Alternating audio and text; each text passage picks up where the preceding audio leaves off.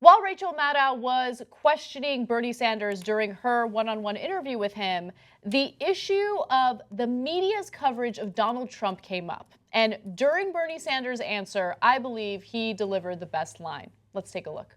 You know, you mentioned a moment ago, Rachel, that the media is paying attention to Donald Trump. Duh, no kidding. Once again, every stupid remark will be broadcast, for the next 5 days. But what is Donald Trump's position on raising the minimum wage? Well, he doesn't think so. What is Donald Trump's position on wages in America? Well, he said in a Republican debate he thinks wages are too high. What's Donald Trump's position on taxes? Well, he wants to give billionaire families like himself hundreds of billions of dollars in tax breaks. What is Donald Trump's position on climate change? Oh, he thinks it's a hoax perpetrated, shock of all shock, by the Chinese. On and on it goes. Every day he comes up with another stupid remark, absurd remark. Of course it should be mentioned, but so should Trump's overall position. How much talk can we hear about climate change, Rachel? And Trump? Any? He knows how to manipulate the media, and you say an absurd thing and the media is all over it. And my concern is that today in America, you got millions of people who are struggling economically. They want to know how we're going to expand the middle class. Overwhelmingly, people think we should raise the minimum wage. Vast majority of people think climate change is real and a threat to our planet. They want to do something about that. What do?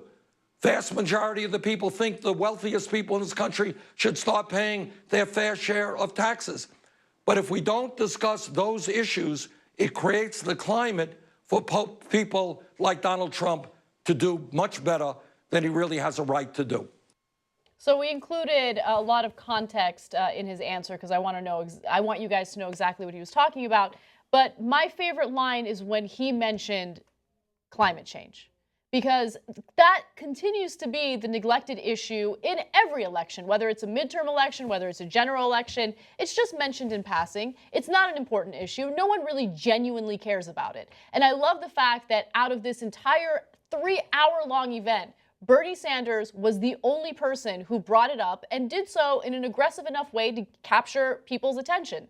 And I love the point that he made about the media. It's true. I mean, there's so much focus on the circus that is Donald Trump and his campaign.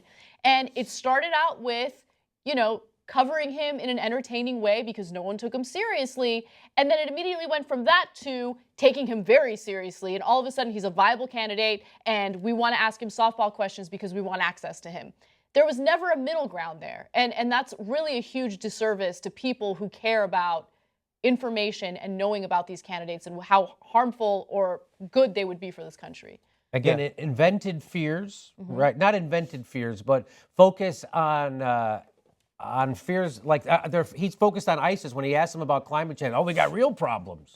Got real problems. But not that ISIS. ISIS is not a threat to the United States. The United States is afraid of ISIS because the military-industrial complex wants us to be afraid of ISIS because the military-industrial complex makes a lot of money off a YouTube video of somebody being beheaded, and then TV journalists shit their pants coast to coast 24 hours a day saying we have to do something to a bunch of people who don't even own a plane. Yeah. Okay, so let's stop. But there is Donald Trump telling you we don't have to worry about climate change. And by the way, all the other Republicans feel exactly the same. So it's not him being crazy. It's half the party being untethered from reality and science. And it would have been nice if that gets brought up all the time, like Bernie Sanders said.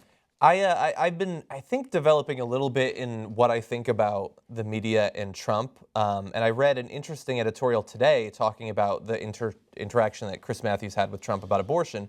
And they pointed out that that's exactly why they have to stop letting him do the phone-in interviews, because you would not have gotten to that point on the phone.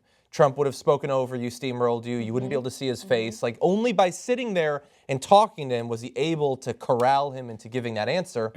And I'm honestly at the point where I think if they want to cover every day some of the things that Trump says, I'll even give most of a pass to that. Because if he says something awful and it shows something terrible he would do as president, then fine, it's newsworthy to cover it. They have to stop interviewing him every day, regardless of what's happening. They have to stop letting him call into 3 shows every morning. They have to stop showing all of his rallies, whether he's at the podium or not, from beginning to end. that is not only a disservice in terms of giving him free advertising, but it's a waste of the very valuable time the media has where they could be talking about other issues. Absolutely.